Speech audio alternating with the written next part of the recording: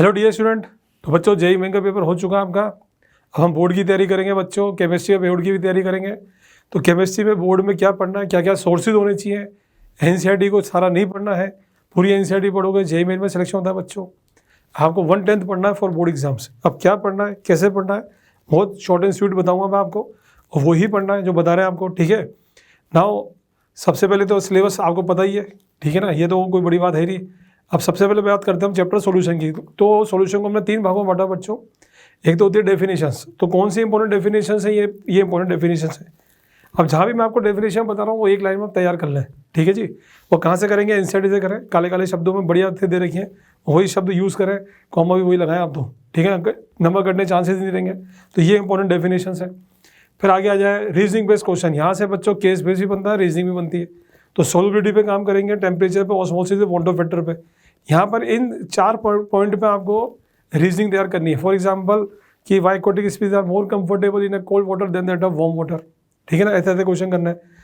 Henry law constant के क्वेश्चन, temperature के क्वेश्चन, ठीक है, ऑस्मोसिस के, why fruit and vegetables swell in a fresh water, why doctor advise to take gargles with saline water in case of sore throat. ऐसे question करने हैं आपको टू क्रैक दिस। यहाँ से क्वेश्चन आने आना है, या केस बेस में आएगा या रीजनिंग में आएगा, डायरेक्ट क्वेश्चन आता है बच्चों। ये 4 पॉइंटों पे आपको रीजनिंग तैयार करनी है, ठीक है। नाउ ये 4 फॉर्मूले हैं ओनली, इन 4 फॉर्मूलों पे आपको काम करना है, ठीक है ना। मेन तो ये डेल्टा टीपी डेल्टा टीएफ एक ही मान लेते हैं हम। किसी सेट में डेल्टा टीपी आता है, किसी में डेल्टा टीएफ आता है। तो ये 4 मोटी मोटी कोलिगेटिव प्रॉपर्टीज, इन पर आपको काम करना है, ठीक है ना। यहाँ से 1 नंबर क्वेश्चन बनता है, वो भी डाल दिया मैंने। तो इन फॉर्मूले पे काम करना है। ये न्यूमेरिकल के लिए आप फॉर्मूले कौन से यूज़ करेंगे, कहाँ से पढ़ेंगे, मतलब न्यूमेरिकल की प्रैक्टिस कहाँ से करेंगे। तो do only solved example of NCERT and PYQ from the 2024-2025 2 साल के पीवाईक्यू कर ले बस, ज़्यादा करने की जरूरत नहीं है। 2023 में सिलेबस अलग था, पहले सॉलिड स्टेट था, इस चैप्टर का वेटेज अलग था। पहले कोऑर्डिनेशन 3 नंबर का था, अब 7 नंबर का, बायोमोलिक्यूल 3 नंबर का था, अब 7 नंबर का, पूरा वेटेज ही चेंज हो चुका है बच्चों। मतलब ही नहीं करने का, सिर्फ 2 साल के पेपर कर ले, 24-25 के काफ़ी है, मोर देन रिलेवेंट, ठीक है। नाउ बात करते हैं नेक्स्ट चैप्टर की, इलेक्ट्रोकेमिस्ट्री। तो मोटी मोटी डेफिनेशंस बच्चों, ये डेफिनेशंस पढ़नी है। बैटरीज में आप यूजेस पढ़ें, lead storage battery, nickel cadmium battery, dry cell, mercury cell, इनके यूजेस, इनकी रिएक्शन पे ज़्यादा काम करेंगे। स्ट्रक्चर डायग्राम की जरूरत नहीं है हमारे को, ठीक है। कोरोजन में प्रिवेंशन मेथड करेंगे आप, मैकेनिज्म ऑफ कोरोजन करेंगे, ठीक। और न्यूमेरिकल की फिर वो बात करते हैं, इन 5 पे न्यूमेरिकल आते हैं, इन 5 पॉइंट पे न्यूमेरिकल आते हैं। कहाँ से प्रैक्टिस करेंगे, do only solved example of NCERT. मतलब ये तो पता ही होगा आपको, एनसीईआरटी में 3 भाग हैं, इंटेक्स्ट, सॉल्ड, एक्सरसाइज। तो इसके सॉल्ड इंटेक्स पूरे क्वेश्चन करेंगे आप बिल्कुल बढ़िया तरीके से, सॉल्ड भी और इंटेक्स भी। 9 नंबर चैप्टर है बच्चों, यहाँ से न्यूमेरिकल आने हैं, ठीक है ना। फिर बात करते हैं काइनेटिक्स। काइनेटिक्स को फिर हमने 3 भागों में बांटा, एक तो डेफिनेशंस, ठीक है ना, डेरिवेशन। तो ये डेफिनेशन है इंपॉर्टेंट, ये इंपॉर्टेंट डेफिनेशन है। आप चाहे तो इनको बाद में कॉपी कर सकते हैं, स्लाइड को रोक रोक के देख लें आराम से, ठीक है ना। ये देखिए आप, ये आपको इनकी आपको क्या करनी है, आपको डेरिवेशंस करना है, ठीक है ना। ये फर्स्ट ऑर्डर का डेरिवेशन भी करना है हमको, इसकी हाफ लाइफ निकालनी भी आनी चाहिए। कैलकुलेशन ऑफ एक्टिवेशन एनर्जी आना चाहिए, जिसमें अरीनेस का कॉन्सेप्ट आता है, उसका डेरिवेशन भी है, उसका न्यूमेरिकल भी। कहाँ से करना बता ही दूंगा। Half life of first order reaction, again फिर बोल रहा हूँ बच्चों, इनकी प्रैक्टिस करने के लिए do solved example of NCERT. मैंने फिर बोल रहा हूँ सॉल्यूशन में क्या बोला था, सॉल्ड एग्जाम्पल। काइनेटिक्स में बोल रहा हूँ सॉल्ड एग्जाम्पल, इलेक्ट्रोकेमिस्ट्री में बोल रहा हूँ solved and intext example. Do not go for exercise, exercise की जरूरत नहीं है आपको, ठीक है। सॉल्ड इंटेक्स एग्जाम्पल करें, फिर उसके बाद पीवाईक्यू बुकलेट करें।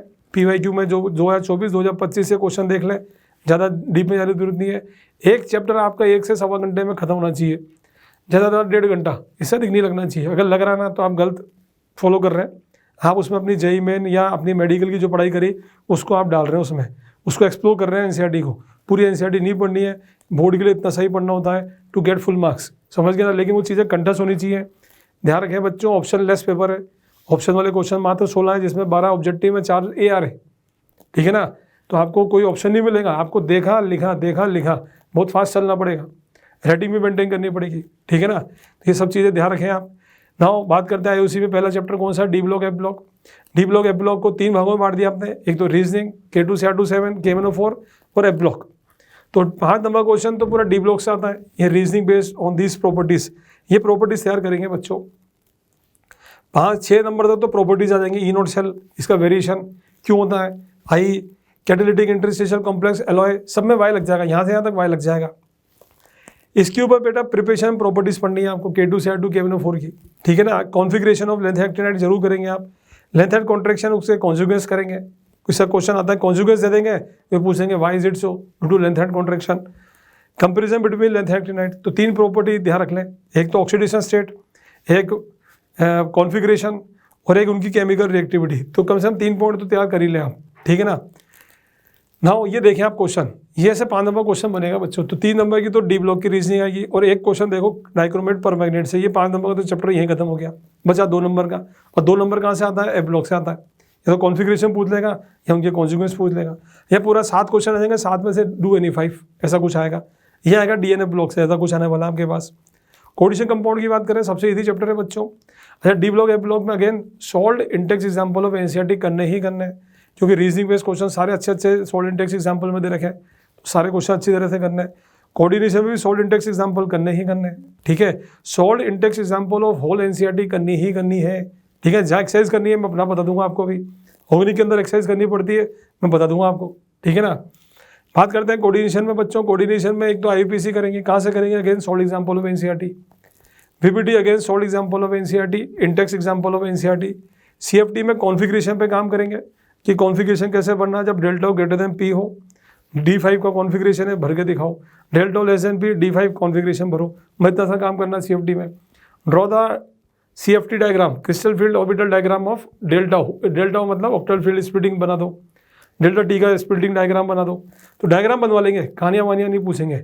आइसोमेरिज्म में सेट रहता है इनका बेटा, ये कुछ डेफिनेशंस है, ये डेफिनेशंस पढ़ेंगे। आइसोमेरिज्म में 4 आइसोमर है, यहाँ सिर्फ पहचान करवाएंगे। आइसोमर हम देंगे, वो भी एनसीईआरटी के एग्जाम्पल देते हैं बार बार, ठीक है ना।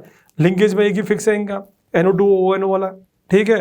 फिर कोऑर्डिनेशन में 2 कॉम्प्लेक्स देंगे, आपको बोलेंगे बेटा कौन सा आइसोमर है। बात आती है स्टीरियो आइसोमर की, यहाँ ड्राइंग करवाएंगे आपसे, तो यहाँ ड्राइंग करनी आनी चाहिए। यहाँ पे आपको सॉल्ट एग्जाम्पल इंडेक्स में क्वेश्चन की प्रैक्टिस करा कि एनसीईआरटी वालों ने बढ़िया। चाहो तो एक क्वेश्चन नंबर 10, 11, 12 वो जरूर कर लेना, प्रैक्टिस हो करनी हो तो, ठीक है। और यही फॉर्मेट करनी है आपको, बस यही आपके कोर्स में MA2B2, MA2B4, A3B3, AA2B2, ABCD। यहाँ कितने आइसोमर बनेंगे बच्चों पता ही आपको? 3, 2 से एक ट्रांस। ये ऑप्टिकल में एक ही केस AA2B2, ठीक है ना। इसमें भी जनरली जो पूछा जा रहा है, आप देखेंगे कि आपके पास क्या पूछा जाएगा। जनरली एक ही चीज़ पूछी जाती है, COEN होल ट्वाइस Cl2 प्लस, EN की जगह पे ऑक्सीलेट। 2 ही बाइडेंटेट लिगेंड ध्यान रखें आप, EN और ऑक्सीलेट, इसके अलावा जरूरत नहीं है आपको। CO की जगह मैं PT दे दूंगा, क्रोमियम दे दूंगा, इसके अलावा कोई जरूरत नहीं है। इसकी अच्छी सी ड्राइंग बना के देख ले, ठीक है। ड्रॉ द स्ट्रक्चर ड्रॉ करने के लिए आएगा GNOI के अंदर, और यहाँ सिर्फ रिकॉग्नाइजेशन आएगा, इसका ध्यान रखें आप। कोऑर्डिनेशन कंपाउंड बहुत सिंपल सा। अब बात करते हैं बच्चों ऑर्गेनिक केमिस्ट्री, जो सेकंड बुक है, ठीक है ना। यहाँ कुछ सॉल्ट एग्जाम्पल भी करने पड़ेंगे। फर्स्ट बुक में सॉल्ट इंटेक्स एग्जाम्पल करने ही करने, पूरे चैप्टर के 5 चैप्टर हो गए आपके। अब बात करते हैं ऑर्गेनिक केमिस्ट्री की। तो ऑर्गेनिक केमिस्ट्री में बात करें तो कुछ इस तरह का फॉर्मेट आने वाला आपके पास। ये मैंने वेटेज कर दिया, जो इन्होंने सैम पेपर दिया है, अकॉर्डिंग टू सैम पेपर हमने इसको बांट दिया कि किस तरह ये क्वेश्चन पूछेंगे। अभी कहाँ से क्या क्या पढ़ना वो बता देता हूँ मैं आपको। जैसे बात करते हैं आईयूपीसी की, तो सबसे पहले बात करेंगे डेफिनेशंस। डेफिनेशन कौन सी करनी है, ये कुछ डेफिनेशन है बच्चों, ये पूरी करनी है आपको। Commercial preparation of phenol, methanol, ethanol सारी करेंगे आप, ठीक है ना।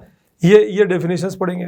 डायरेक्ट डेफिनेशन बेस्ड क्वेश्चन आएंगे, ठीक है ना। ये डेफिनेशंस पढ़नी है, 2 नंबर की आएंगी। नेक्स्ट आता है बच्चों आईयूपीसी नेमिंग, कहाँ से करेंगे? Do salt example of NCERT. Intex भी मत करो, सिर्फ सॉल्ट एग्जाम्पल कर लें, काफ़ी मोर देन इनफ। एक क्वेश्चन आएगा मात्र, वो भी शायद ऑब्जेक्टिव में आएगा, ठीक है ना। बात करते हैं रीजनिंग की, इसकी अच्छी तैयारी करेंगे। रीजनिंग में कम से कम एक क्वेश्चन जरूर करेंगे, पेज नंबर 278 पर। नई बुक के हिसाब से बोल रहा हूँ, एनसीईआरटी का पेज नंबर 278, क्वेश्चन नंबर 3, 4 जरूर करेंगे, ठीक है ना। रीजनिंग पूरी तैयार रखें बढ़िया तरीके से। बाकी ये 2 क्वेश्चन करना है। हेलो अल्केन चैप्टर में क्वेश्चन नंबर 12 जरूर करेंगे, ठीक है ना। तो ये क्वेश्चन करने पेज नंबर 190 का है, जो मैं क्वेश्चन नंबर 12 बोला, ठीक है ना। ये क्वेश्चन करने फिर बात करते हैं बच्चों केमिकल टेस्ट। केमिकल टेस्ट में 2 क्वेश्चन तैयार कर लें, पूरा केमिकल टेस्ट तैयार हो जाएगा। एक तो पेज नंबर आप 256 पे कर लेंगे, क्वेश्चन नंबर 13। एक पेज नंबर 278 पे क्वेश्चन नंबर 2। एक तो एल्डिहाइड कीटोन वाला चैप्टर है और एक अमीन वाला चैप्टर, दोनों के अंदर ही आप क्वेश्चन कर लेंगे। अगर मान लो मैं चैप्टर नाम भी बोल रहा हूँ, मान लो आपके पास पुरानी एनसीईआरटी है, तो क्वेश्चन नंबर 2 अमीन अनसोल्ड एक्सरसाइज का ये करना है। और क्वेश्चन नंबर कौन सा बोला मैंने? 13 एल्डिहाइड कीटोन एक्सरसाइज का। अगर पुरानी एनसीईआरटी है तो, नई एनसीईआरटी तो पेज भी बोल रहा हूँ मैं, ठीक है। फिर बात करते हैं बच्चों, नेक्स्ट आता है मैग्नीशियम। मैग्नीशियम मैं यहाँ लिख के दे रहा हूँ, ये इंपॉर्टेंट मैग्नीशियम है बच्चों, ये यही मैग्नीशियम करना है। एनसीईआरटी में सब गिवन है, एल्कीन से alcohol, ethene from ethanol, phenol with HBr, इथोक्सीथेन। जिसमें भी इंपॉर्टेंट की बात करें तो 1, 2, 3 और 1, 2, 3 और 5 ये बहुत इंपॉर्टेंट होता है बच्चों, सबसे अधिक यही पूछे जा रहे हैं बार बार, ठीक है ना। ये 6 मैकेनिज्म, ओनली दिस 6 मैकेनिज्म ही करना है। ये आपको कहाँ मिलेंगे, सारे अल्कोहल चैप्टर में मिल जाएंगे, सारे के सारे मिल जाएंगे आपको एनसीईआरटी में। 16 एग्जाम्पल है सारे, ये एक अनसोल्ड एग्जाम्पल है, इसमें भी हिंट दे रखी है आपको, ये वाला क्वेश्चन, ठीक है ना। 2 methanol with 3 methyl butane 2 all treated with HBr, इसके 16 एग्जाम्पल मिल जाएंगे आपको, ठीक है। ये देखें आप, वर्ड प्रॉब्लम में ऐसा कुछ क्वेश्चन आएगा तो इसकी प्रैक्टिस कहाँ से करेंगे, तो यहाँ प्रैक्टिस करने के लिए आपको रिएक्शंस तैयार होनी चाहिए पूरी, तो ऐसे क्वेश्चन की प्रैक्टिस करेंगे। तो पेज नंबर 278 पे question number 10, question number 11, question number 19, कम से कम ये तो कर ही लें, ठीक है ना।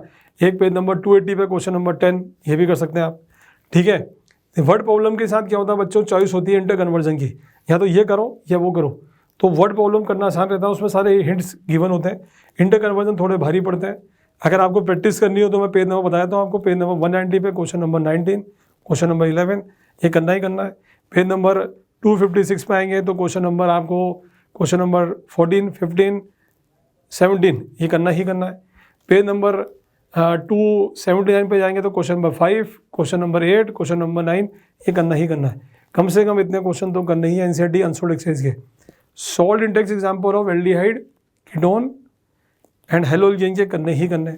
सॉल्ट एग्जाम्पल ऑफ क्या बोला मैंने, एल्डिहाइड, कीटोन, समझ गए ना, और कौन सा बोला मैंने आपको, हेलोल्केन के करने ही करने। सबके सॉल्ट एग्जाम्पल करने की जरूरत नहीं है, जो एक्सरसाइज में बोल रहा हूँ वो कर लें, मोर देन इनफ है, ठीक है ना। ये फॉर्मेट मिलेगी आपको।